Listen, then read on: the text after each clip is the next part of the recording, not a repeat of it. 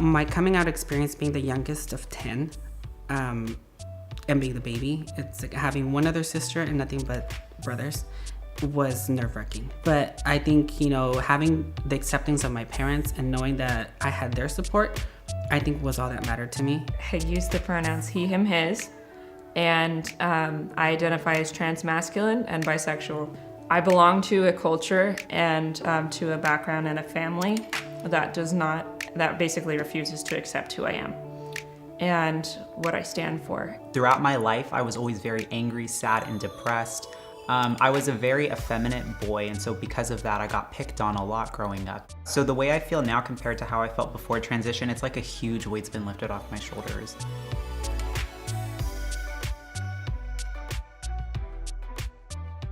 Stepping into Fresno State, my first couple of days, I felt really safe. I felt confident. I felt like I was in a safe zone. I think that my feelings about how I felt when I first came to Fresno State are kind of tied to my gender identity, because my first day of being on campus here was my first day of living full-time as a woman. So I think that it was kind of scary.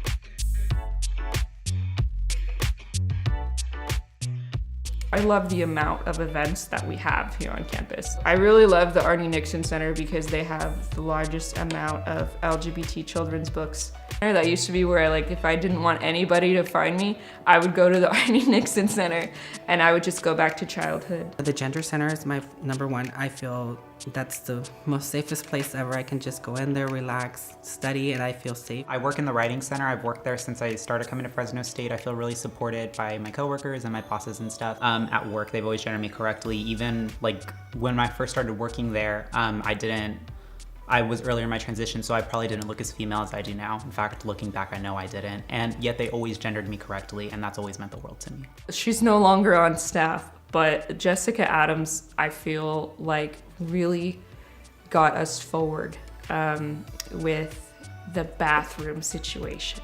I was the one who helped her especially fight for my right to have a restroom that I feel the most comfortable with in the music building. We got that restroom to be a gender inclusive restroom because there were already two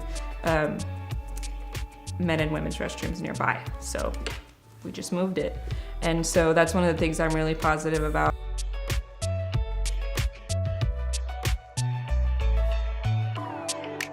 On campus, I feel like I can be authentic and be myself in all areas, with the exception that there are times when it's I'm walking, I still get the stares, and it's as much as you try to avoid them, they're there. It hasn't been easy talking with professors. They can be like, your birth name is beautiful. I want to hear you say it. And they don't realize even asking me to do that is making me really upset and really uncomfortable. And the reason why I don't want to say it is because everyone's like, oh, that's such a beautiful name. Well, beautiful isn't really what I'm going for anymore. I think it was my second semester here as an undergraduate student, and I had one teacher who constantly misgendered me the entire semester, even though I corrected her a few times, and eventually I kind of just gave up, and my grade faltered in that class because I didn't really want to talk anymore. I wasn't that enthusiastic about being there. I really take my education seriously, and I'm always participating in class and stuff, and so it got to the point where I didn't raise my hand anymore, and I would just hope that she wouldn't call on me when I was in that class. It's not easy being a so openly out transgender student here at Fresno State, and it's really hard to feel very unsupported all the time, especially since I've turned into the problem student all the time because I refuse to conform and I refuse to just let somebody label me one way.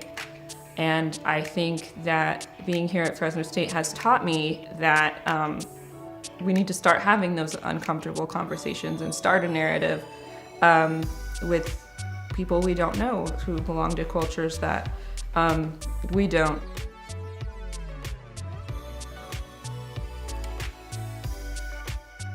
The biggest thing I'd want them to know is just try to be empathetic and accommodating. And even if it's new to you, just respect that that's how that student identifies. Even if you don't totally understand it, be respectful, because the things that you say might have a pretty big impact on their self-esteem, their self-worth. And here at school, I know from experience, it can affect their studies. to have a one-on-one conversation if they're unsure, I think would be a number one priority, to like get to know your student and, you know, just to get that student to feel comfortable. So transgender people have been there since the beginning. So rather than trying to exclude us or because you feel uncomfortable, you need to be willing to have a conversation with us and hear what we have to say, because you should be hearing what all of your students have to say, not just some chosen few. Because I think that our personal experiences really go a long way to showing people the kind of things that we go through and what our needs are. And I hope that everybody can be a good ally.